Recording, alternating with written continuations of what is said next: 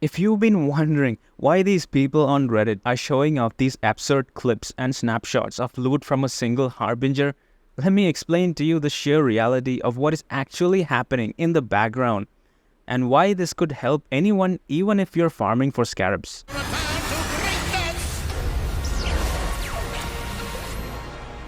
So if you watched my previous video where I explained a set of degenerate exploits in the League mechanic, this one on the other hand is more of a smart strategy instead. To get started with this new Harbinger strat, you need this particular Scarab which has a moderate drop rate. What it basically does is that Harbingers in the map drop rarer currency shards, and each set of them will drop a single type of currency shard instead of a mixture of them. So if the RNG chooses fracturing shards, then all the items will be fracturing shards. The higher tier map you run, the better is the chance of higher tier rewards. So there are two things that you need to focus on. One is the number of Harbingers and the other being the quantity of loot that they drop. There are several ways to scale the number. The free way is to choose the Omnious Arrival node from the Atlas tree along with all the small nodes to get an additional spawn. The second one is to choose Harbingers for 6 chaos in the map device. The third is to choose 2 Scarabs which are cheaply available. This will make it so that it'll be much more worth your time running these maps. To scale the quantity of the loot drops, you'll need to roll the quantity factor on your maps. Magic Find gear has no effect in Harbinger drop rates. So apart from chiseling, alching and veiling, you will have to grab all of these small nodes with 20% chance to drop additional stack of currency shards along with all the nodes at the top to increase the effect of modifiers in your map.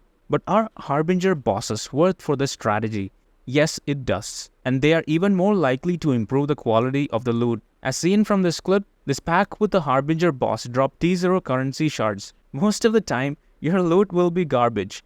But when you do hit the jackpot, it will be much more worth than any other strategy that requires several hours of grinding. You should do this when you notice the price of mirrors and fractured shards spiking up. Here is another big tip for you to watch out when you get the devoted modifier for drop jewelry being converted into divines and exiles. Basically, when you get this, make sure to throw them at the top and use the Allflame Ember of Anarchy before you enter the map. Why is this? It's because of all the monsters in PoE, Rogue Exiles are guaranteed to drop jewelry and all sorts of items that players would normally use. Allflame Ember of Anarchy basically replaces those packs of monsters in the map with packs of 2 or 4 Rogue Exiles. The quantity of their loot drops can even be scaled with the nodes at the Atlas tree. Rogue Trader, for example, gives you a 50% chance to drop additional rewards. If these Rogue Exiles are possessed by tormented spirits, they will multiply their loot drops, thereby producing even more jewelry items. So this is why Exiled Will coupled with Unrelenting Torment is a great combination with this strat.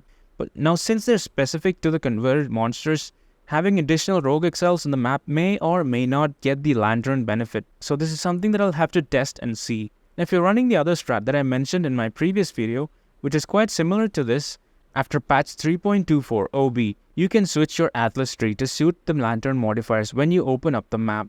This will allow you to spam less and look for more flexible ways to take advantage of the devoted modifiers. With 3.24 OB, crafting with the League mechanic is finally a great stuff to make use of. As of this video, I'll show you the mods that you need to craft for a pure endgame elemental bow. So basically this is exactly like fossil crafting. You'll need to specify the mods you don't want first, and then specify the mods that you want on the item. It is very important to have at least one explicit modifier, otherwise you'll get an item with 4 affixes. Finally, you'll need to add as much tier rating to force the highest possible tiers to the selected mods. Some tier 1 mods require much higher level, so I suggest checking Craft of Exile for level requirements. And finally, if your goal is to profit out of these crafts, you can throw the rest of the 3 mods to get the 6 linked copies of the crafted items.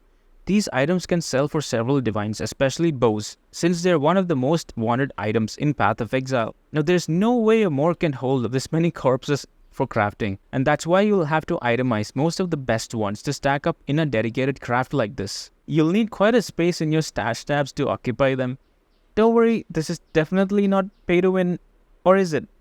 So if you found this video to be useful, make sure to subscribe and check out my previous video for more crazy PoE stuff. And thank you for watching.